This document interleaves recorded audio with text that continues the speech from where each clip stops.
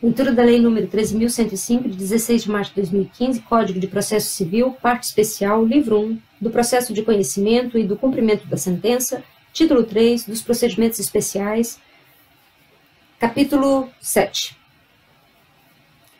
Dos embargos de terceiros, artigo 674 a 681. Artigo 674.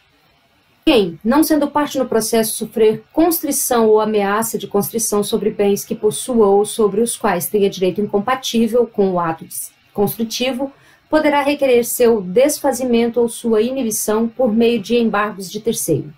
Parágrafo 1º.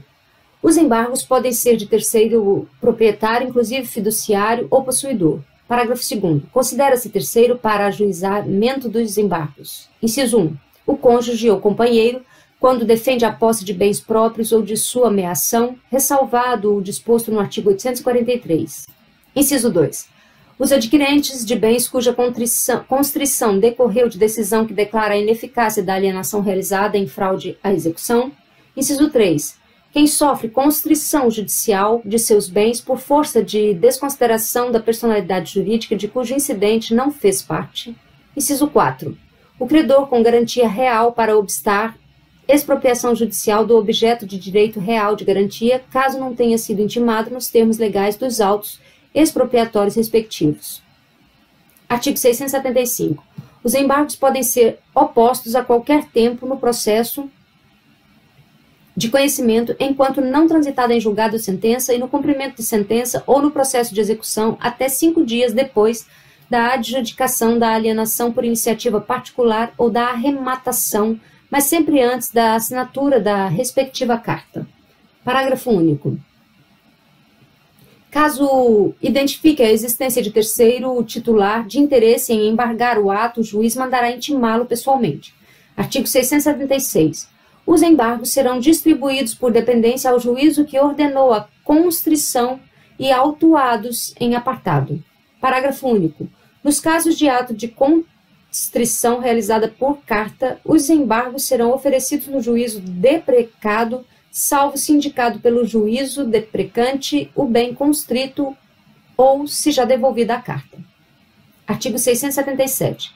Na petição inicial, o embargante fará a prova sumária de sua posse ou de seu domínio e da qualidade de terceiro, oferecendo documentos e rol de testemunhas. Parágrafo 1º. É facultada a prova da posse em audiência preliminar designada pelo juiz. Parágrafo 2º. O possuidor direto pode alegar, além de sua posse, o domínio alheio. Parágrafo 3º. A citação será pessoal se o embargado não tiver procurador constituído nos autos da ação principal. Parágrafo 4º.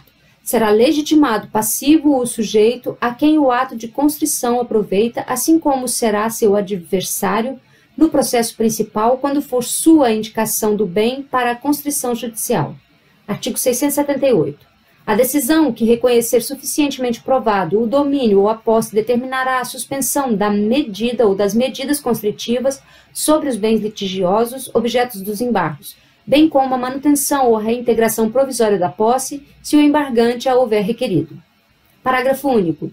O juiz poderá condicionar a ordem de manutenção ou de reintegração provisória de posse à prestação de caução pelo requerente, ressalvadas a impossibilidade da parte economicamente hipossuficiente. Artigo 679. Os embargos poderão ser contestados no prazo de 15 dias, fim do qual se seguirá o procedimento comum. Artigo 680. Contra os embargos de credor com garantia real, o embargado somente poderá alegar que, inciso 1, o devedor comum é insolvente. Inciso 2, o título é nulo ou não obriga terceiros. Inciso 3, a outra é coisa dada em garantia. Artigo 681.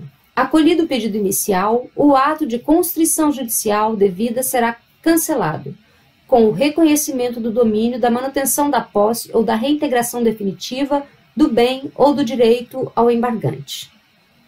No próximo vídeo, leremos o capítulo 8. Até lá!